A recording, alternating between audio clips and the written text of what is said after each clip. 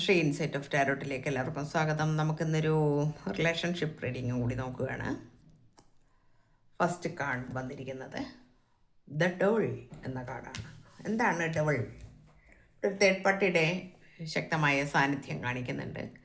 അതുപോലെ തന്നെ ആ ഒരു നെഗറ്റീവ് പാറ്റേണിലുള്ള ബന്ധമാണ് അത് എന്ന് കാണിക്കുന്നുണ്ട്. ഈ തേർഡ് പാർട്ടിയുമായിട്ടുള്ള ബന്ധത്തിനെ കുറിച്ചാണ് നമ്മൾ പറയുന്നത്. അടുത്ത കാർഡ് 5 ഓഫ് വാൻസ് ആണ്. ഇവിടെ ക്ലാഷസ് അതുപോലെ ഡിസഗ്രിമെൻറ്റ്സ് ഒക്കെ വരുന്നുണ്ടെന്നാണ്. അവിടെ ക്ലാഷസ് നടന്നുകൊണ്ടിരിക്കുന്നു, ഡിസഗ്രിമെൻറ്റ്സ് വന്നുകൊണ്ടിരിക്കുന്നു.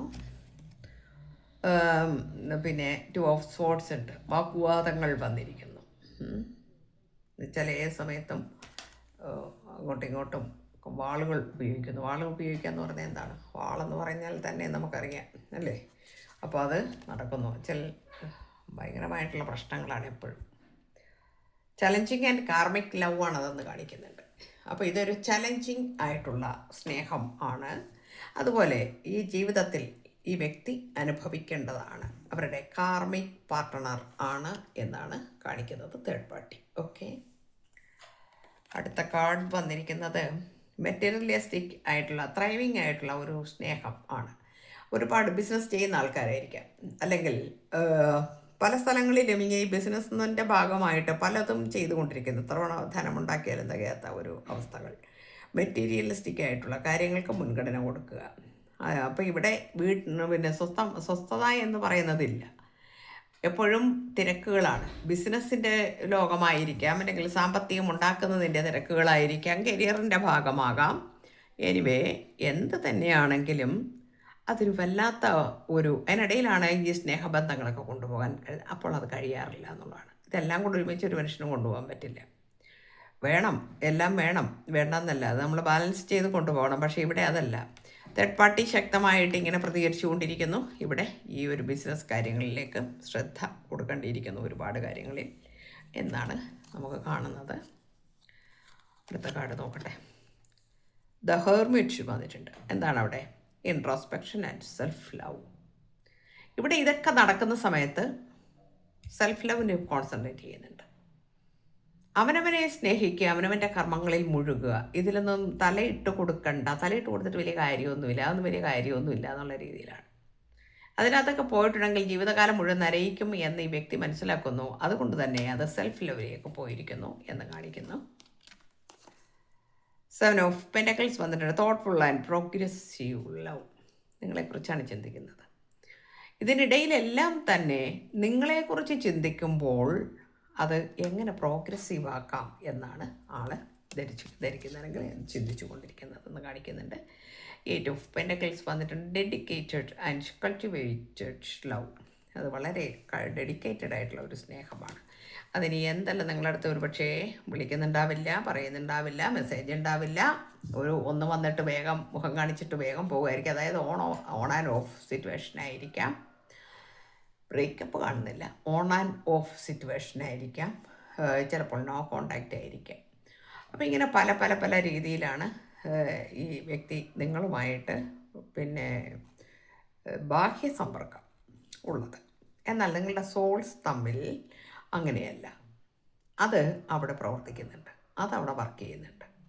ഈ തിരക്കുകളുടെയും അതുപോലെ തന്നെ ഈ തേർഡ് പാർട്ടിയുടെയും നടുവിൽ കിടന്ന് ശ്വാസം മുട്ടുമ്പോഴും നിങ്ങൾ എന്ന വ്യക്തിയെക്കുറിച്ച് വളരെ അധികം ചിന്തിക്കുന്നു, അതിന് വേണ്ടിയിട്ട് പിന്നെ പരിശ്രമിക്കുന്നു എന്നാണ്. എന്തെല്ലാമാണെങ്കിലും ശരി, ഈ ഒരു ബന്ധം എന്നെ വിട്ടു പോവില്ല എന്ന ഒരു വിശ്വാസവും ഈ വ്യക്തിക്കുണ്ട് എന്ന് തന്നെ കാണിക്കുന്നുണ്ട്. ഇവിടെ വിക്ടോറിയസ് ആൻഡ് സ്റ്റേബിൾ ലവ് എന്നാണ്. അത് വിജയിച്ച് നിൽക്കുകയാണ് നിങ്ങളുടെ ബന്ധം എന്നാണ്. വിജയിച്ച് നിൽക്കുകയാണ്. കാരണം എന്താ വെച്ചിട്ടുണ്ടെങ്കിൽ എന്തെല്ലാം പറഞ്ഞാലും നിങ്ങൾ ഇതിനിടയ്ക്ക് ആശയവിനിമയങ്ങളൊക്കെ നടത്തുന്നുണ്ടാവും. കാരണം ഓരോ പിന്നെ സമാധാനം കൊടുക്കുന്നുണ്ടാവും. നീ എവിടെ പോയാലും എന്നിലേക്ക് തന്നെ നീ തിരിച്ചു വരുമെന്ന് എനിക്കറിയാം എന്ന് നിങ്ങൾ ധൈര്യം കൊടുക്കുന്നുണ്ടാവും. അതുകൊണ്ടാണ് ഒരു മനസ്സമാധാനമുള്ളത്. ആ മനസ്സമാധാനത്തിൽ കുറച്ചു കാലം നിങ്ങളുടെ അടുത്ത് വന്നില്ലെങ്കിലും നിങ്ങളുമായിട്ട് സഹകരിച്ചില്ലെങ്കിലും മാനസികമായിട്ട് കുറച്ച് പിന്നെ അങ്ങോട്ട് മാറിയെന്ന് നിങ്ങൾക്ക് തോന്നുന്നുണ്ടെങ്കിലും ഫിസിക്കലായിട്ട് മാത്രമേ മാറിയിട്ടുള്ളൂ. മാനസികമായിട്ട് ഒരിക്കലും നിങ്ങളിൽ നിന്ന് അകന്നു പോകുവാൻ ഈ വ്യക്തിക്കോ നിങ്ങൾക്കോ കഴിയില്ല എന്നാണ് കാണിക്കുന്നത്. ഇവിടെ നമുക്കൊരു കാർഡ് കിട്ടിയിട്ടുണ്ട്. പിന്നെ ദ ഫുൾ എന്നൊരു കാർഡാണ്. ന്യൂ ആൻഡ് അഡ്വഞ്ചറസ് അല്ലാവുന്നതാണ്. അപ്പോൾ ഈ ഒരു സ്നേഹം എന്ന് പറഞ്ഞത് വീണ്ടും പുതിയ രീതിയിലേക്ക് അത് വളരും എന്നാണ്. അതിനൊരു പുതിയ ബിഗിനിങ് വരുമെന്നും ഒരു റീകൺസിലേഷൻ നിങ്ങൾക്കുണ്ടാവും എന്നും ആണ് കാണിക്കുന്നത്. മറ്റൊരു കാർഡ് വന്നിരിക്കുന്നത് നമുക്ക് പിന്നെ എന്താണ് എംപ്രസ്. ദ എംപ്രസ് കാർഡാണ് വന്നിരിക്കുന്നത്. അപ്പോൾ കോമ്പറ്റബിൾ ആയിട്ടുള്ള പിന്നെ വളരെ സെൻട്രൽ ലവ് ആണ്. സെൻട്രൽ ലവ് എന്ന് പറയുമ്പോഴത്തേന് അത്രയ്ക്ക് ഹൃദയം തുറന്ന, അല്ലെങ്കിൽ നിങ്ങളൊരു വളരെ നർച്ചറിങ് പവറുള്ള ഒരു വ്യക്തിയാണ്. നിങ്ങളെക്കുറിച്ച് ചിന്തിക്കുമ്പോൾ ഒരു രാജ്ഞിയാണ് നിങ്ങൾ എന്ന് ആൾ കരുതുന്നു. എന്ന് വെച്ചാൽ അത്രയ്ക്കും നിങ്ങളുമായിട്ടുള്ള ആ ഒരു ഇമോഷണൽ പിന്നെ സ്റ്റെബിലിറ്റി ആൾക്കുണ്ട് എന്നാണ് കാണിക്കുന്നത്. കാരണം വെച്ചാൽ അത്രയ്ക്കും സ്നേഹമാണ് എന്നാണ് നിങ്ങളോട് കാണിക്കുന്നത്. അത് പിന്നെ എത്രയും പെട്ടെന്ന് നിങ്ങളുമായിട്ട് വളരെയധികം അതിനെ ഒന്ന് ഗ്രോവിങ് ആക്കാനും വളരെ കോപ്പറേറ്റീവ് ആയിട്ടുള്ള, അല്ലെങ്കിൽ പിന്നെ എന്താ പറയുക, നമ്മൾ ഫ്രണ്ട്ഷിപ്പ് പോലെ അടിച്ചു പൊളിച്ച് ജീവിക്കണമെന്നൊക്കെ ആഗ്രഹിക്കുന്നുണ്ട്. പക്ഷേ ഇവിടെ ചില സാഹചര്യങ്ങൾ അയാളെ അല്ലെങ്കിൽ അവരെ വളരെയധികം ശ്വാസം മുട്ടിക്കുന്നുണ്ട് എന്നുകൂടി നമ്മൾ കാണണം, അത് മനസ്സിലാക്കണം. അതിനായിരിക്കാം നമുക്കിന്ന് റീഡിങ് തന്നിരിക്കുന്നത്. ചില ആളുകൾ വിചാരിക്കുന്നുണ്ടാവും അന്നൊന്ന് വന്ന് പോയിട്ട് പിന്നെ യാതൊരു വക അഡ്രസ്സും ഇല്ല എന്ന് നമ്മൾ വിചാരിക്കുന്നുണ്ടാവും. 9 ഓഫ് കപ്സ് വന്നിട്ടുണ്ട്. ഫുൾഫിൽഡ് ആൻഡ് അബണ്ടൻറ്റ് ലവ് എന്നാണ് വന്നിരിക്കുന്നത്. അപ്പോൾ ഫുൾഫില്ലായിട്ടുള്ള നിങ്ങളുടെ ഈ ബന്ധം ഫുൾഫിൽ എന്ന് വെച്ചാൽ ഒരു പക്ഷേ ഇതിനകത്ത് ഒരു കാര്യം കൂടി നമ്മൾ പറയാനുണ്ട്. നമ്മളുടെ ഒരു പിന്നെ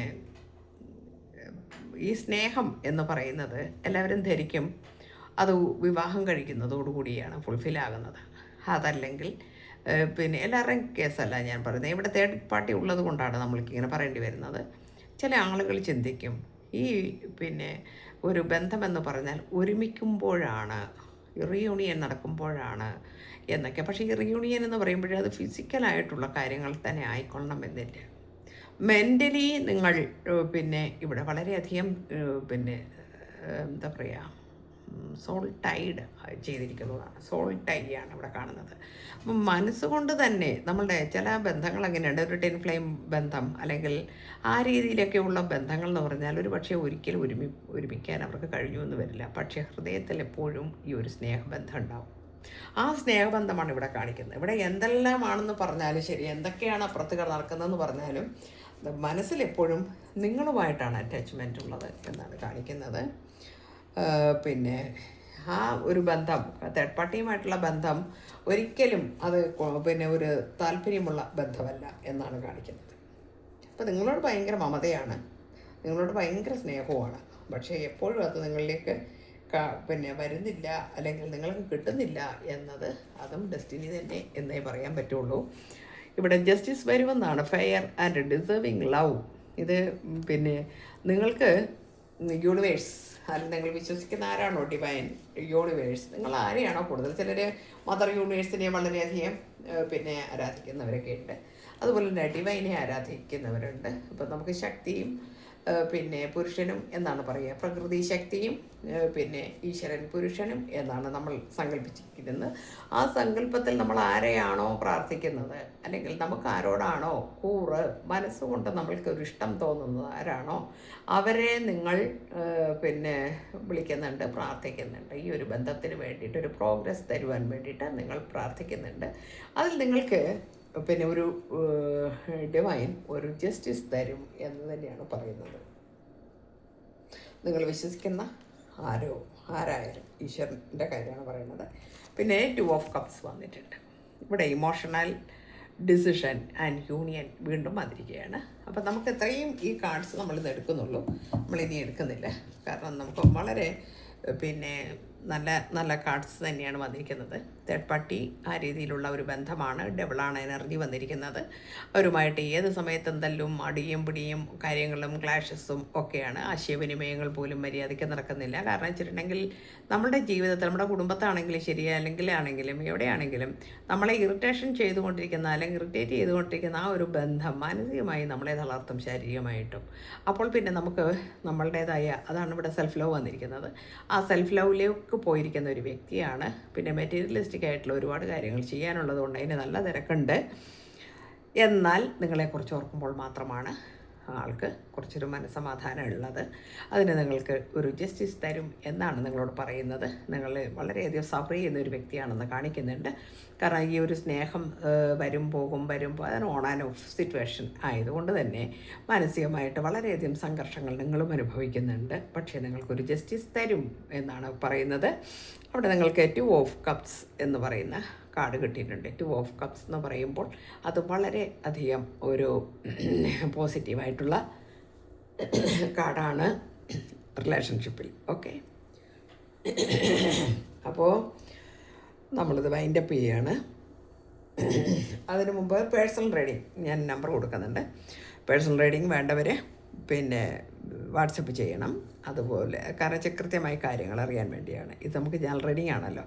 ജനറൽ റീഡിങ് ആകുമ്പോൾ നമുക്ക് നമ്മളുടേതായ പിന്നെ എല്ലാ കാര്യവും ഇതിനകത്ത് വന്നോളണം എന്നില്ല. കൃത്യമായിട്ട് അറിയണമെങ്കിൽ പേഴ്സണൽ റീഡിങ് എടുക്കണം. അതിന് നമ്പർ കൊടുക്കുന്നുണ്ട്. പിന്നീട് നമ്മളുടെ പിന്നെ അതറിയാമല്ലോ, എല്ലാ കാര്യങ്ങളും എല്ലാവർക്കും അറിയാവുന്ന കാര്യങ്ങളാണ്, എപ്പോഴും പറയുന്നില്ല. അപ്പോൾ നമുക്കിത്രയേ ഉള്ളൂ. ഇതിൽ കൂടുതൽ പറയാൻ എനിക്ക് താല്പര്യമില്ല. ഓക്കെ, ഇന്ന് നമ്മളിവിടെ നിർത്തുകയാണ്. അപ്പോൾ എല്ലാവർക്കും നല്ലത് വരട്ടെ. Thank you universe.